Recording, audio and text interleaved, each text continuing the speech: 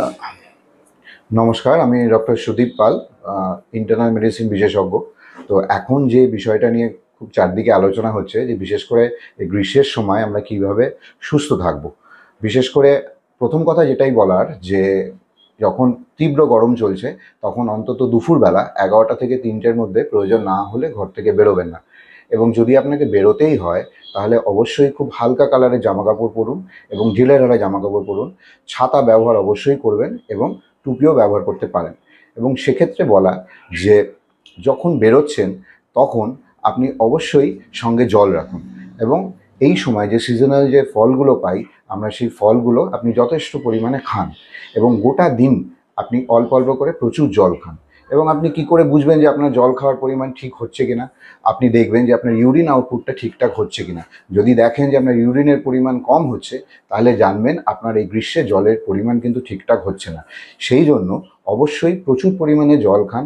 এই সময় তরমুজ, জামরুল এবং বিভিন্ন রকমের যে জলীয় ফল তৈরি হয়, সেই ফলগুলো কিন্তু প্রকৃতি আমাদের জন্যই তৈরি করে, যাতে এই গ্রীষ্মে আমাদের জলের অভাবটা পূর্ণ হয়।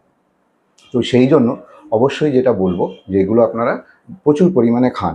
এবং এখন একটা বিষয় খুব চারদিকে শোনা যাচ্ছে, যেটাকে বলা হচ্ছে হিট স্ট্রোক। যে আমরা প্রচুরক্ষণ যদি হঠাৎ ডাইরেক্ট সানের নিচে থাকি, তাহলে দেখা যাচ্ছে হঠাৎ করে টেম্পারেচার বেড়ে যাচ্ছে এবং পেশেন্ট হঠাৎ করে সেন্সেস হয়ে যাচ্ছে। এটাকে হিট স্ট্রোক বলে। তো তাকে একটা জিনিস বলবার, যে তাকে যত তাড়াতাড়ি সম্ভব আপনি হাসপাতালে নিয়ে যান, কিন্তু তার আগে তার গায়ে বা তার ঘাড়ে বিভিন্নভাবে যদি ঠান্ডা জল পাওয়া যায় ভালো, বা বরফ পাওয়া যায় তো আরোই ভালো, সেগুলো দিন। তাহলে তার টেম্পারেচার হঠাৎ করে যে আমরা কমিয়ে ফেলতে পারবো। একটা জিনিস বলা এখানে খুব জরুরি, যে এই রকম পেশেন্ট, হিট স্ট্রোকের পেশেন্ট যে প্রায় আনকনশিয়াস হয়ে রয়েছে, তাকে কোনোভাবেই কিন্তু জল খাওয়ানোর চেষ্টা করবেন না। তাকে দ্রুত হাসপাতালে স্থানান্তরিত করুন।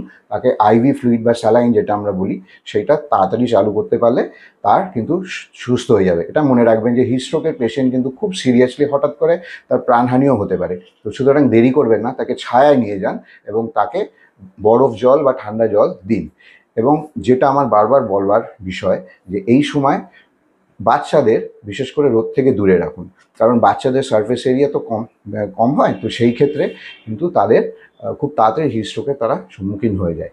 তো এই জন্য আমি বলবো, আর একটা বিষয় যেটা আমি খুব বলতে চাই, যে আমরা এখন আশপাশে কলকাতা এবং বিভিন্ন জায়গায় দেখি যে আমাদের ছোট ছোট বোনেরা যখন ঘর থেকে বেরোয়, তারা কিন্তু মুখ হাত খুব টাইটলি বেঁধে বেরোয়। এটা কিন্তু খুব বিপজ্জনক। আমরা ভাবি যে হয়তো আমরা যদি ওইভাবে ঢেকে বেরোই তাহলে সূর্যরশ্মি আমাদের গায়ে লাগবে না, কিন্তু আমরা জানি যে যখন আমাদের গায়ে রোদ লাগে তখন আমাদের গায়ে ঘাম তৈরি হয়, এবং ঘাম তৈরি হওয়ার জন্য ঘাম যখন বাষ্পীভূত হয়, আমাদের বডি টেম্পারেচার আস্তে আস্তে কমে আসে। সেইটা কিন্তু বডির প্রোটেক্টিভ রেসপন্স। কিন্তু আমি যখন পুরোপুরি ঢেকে যাচ্ছি, তখন আমার যে টেম্পারেচার সেটা কিন্তু ভিতরেই থেকে যাচ্ছে এবং খুব দ্রুত টেম্পারেচার বাড়ছে, এবং এটা কিন্তু হিট স্ট্রোকের সম্ভাবনা খুব তাড়াতাড়ি বাড়িয়ে দেয়। তো সুতরাং ঘর থেকে তো বেরোতেই যদি হয়, খুব ঢিলেঢালা জামা কাপড় পরুন, সাদা বা খুব হালকা রঙের জামা কাপড় পরুন, ছাতা ব্যবহার করুন, প্রচুর জল খান। তাহলে কিন্তু এই সময় আপনি খুব সুস্থ থাকতে পারবেন। এই কটা মাস আপনি খুব সুন্দরভাবে থাকতে পারবেন। কোল্ড ড্রিঙ্কস খাওয়া তো সর্বতভাবেই প্রচণ্ড বিপজ্জনক। কারণ কোল্ড ড্রিঙ্কস, প্রথম কথা হচ্ছে, আমরা যদি হঠাৎ করে ওই পরিমাণ ঠান্ডা জিনিস খাই, তাহলে আমাদের গলা ইনফেকশনের সম্ভাবনা বাড়ে। প্লাস এই রকম কোল্ড ড্রিঙ্কসে যে সমস্ত কেমিক্যাল ব্যবহার হয়, সেটা আদৌ আমাদের শরীরের জন্য ভালো নয়।